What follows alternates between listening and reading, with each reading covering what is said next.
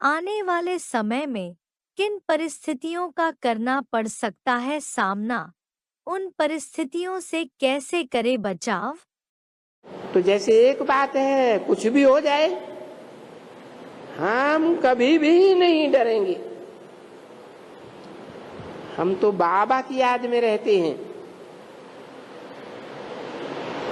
फिर पीछे वो डर निकल जाता है।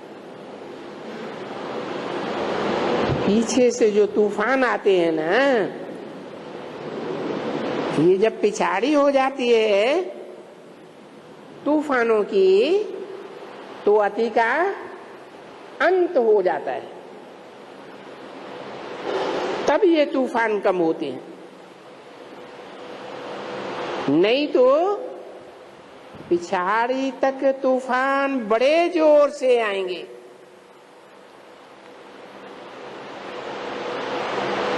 तुम लोग ऐसे कहीं नहीं समझना।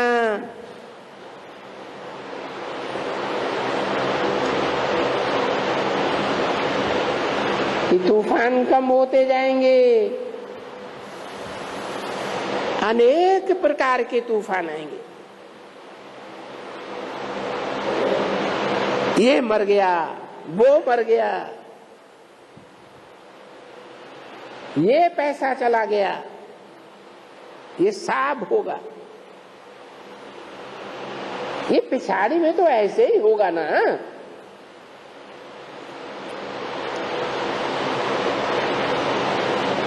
ये पैसा चला गया, ये जल गया, इनका मकान जल गया, अर्थक्वेक में साफ खलास हो गया। सो ऐसे तूफान ढेर के ढेर होंगे।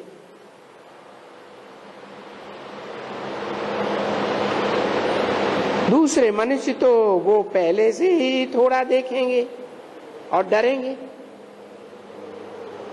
तुमको तो डरना नहीं है ना। तुम तो देखेंगे, तुम्हारे सामने रक्त की नदियां बहती रहेंगी और तुम तोपों का आवाज भी सुनते रहेंगे। देखो, अभी भी हम नजदीक में रहते हैं।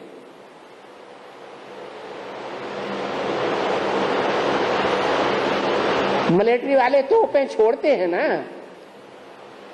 माउंट आबू की बात बताई। तोपों की आवाज में क्या हम डरते हैं?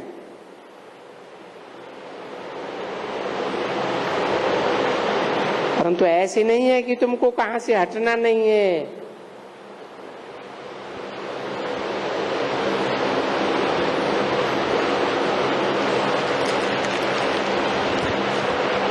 कोई ऐसी आफत आती है तो हटना जरूर होता है।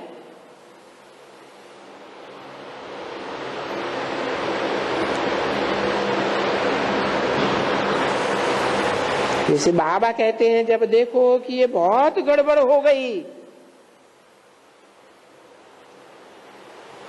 और लड़ाई की कुछ तेज रफ्तार हो गई, तो तुम बच्चे चले आना हमारे पास।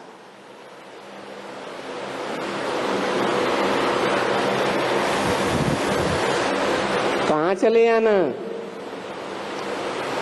है? परमधाम में।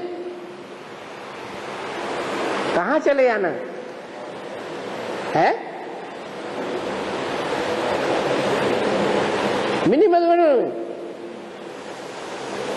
मिनी मधुबन तो ढेर के ढेर है। बाबा जो कहते हैं हमारे पास चले आना, तो बाबा तो एक ही जगह होंगे ना कि सभी मिनी मधुबन होंगे, सर्वव्यापी हो जाएंगे।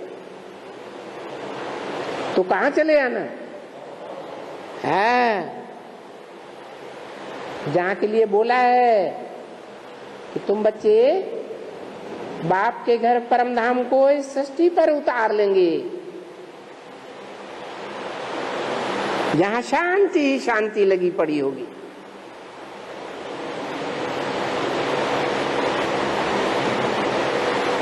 तो तुम बच्चे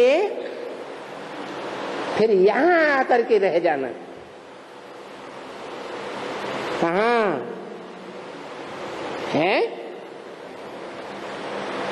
कहाँ आकर के रह जाना? अरे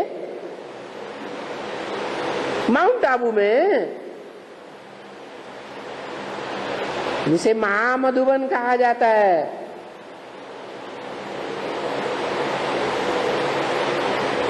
क्योंकि बाप के सामने होंगे तो अच्छा ही है।